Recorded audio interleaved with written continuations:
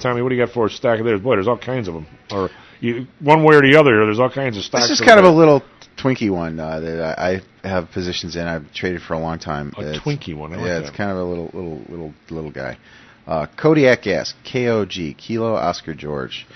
This is a very small Denver-based E&P company that drills up in the Bakken. This is southwestern North Dakota. It's called the Williston Basin. It's kind of, you remember this flooding we had in Minot up there? It's a little bit southwest of that, or actually due west. But Kodiak switched recently from the Amex to the New York Stock Exchange, which I was very pleased about. And it's a little $6 stock that yesterday got beat up with the market, traded down as low as 5 3/4. It's up 5% this morning, trading 6.05.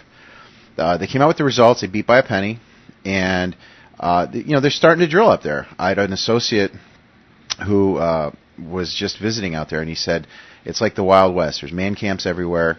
There was no meat in the Williston Walmart. They were sold out of everything. They're widening roads, lots of construction. It's sort of the new boom oil area I've talked about in the past. Amarada Hess is up there. We should go out there and open up a bar. There's a lot of drilling going on. The Bakken it's part of what's going on with this glut of oil in the Mid-Continent. With a lady CEO, Lynn Peterson. Yeah, well, no, Lynn is a man. Okay. And, right. He'll be having the conference call. The big thing they'll be watching today is keep an eye on the conference call. What kind of guidance he gives for? They've talked about that they'll be up to like 10,000 barrels a day by the 9 to 10,000 by the end of this year. And whether or not that they actually meet that is what's going to be the thing that tests for the stock. They just had another stock offering at 610, so keep an eye on it today. It's trading 605 this morning. Tommy, I know you know a lot about these places. Now, when they drill up there, are they trucking it to a rail line? They truck it to a pipeline? There are some pipelines.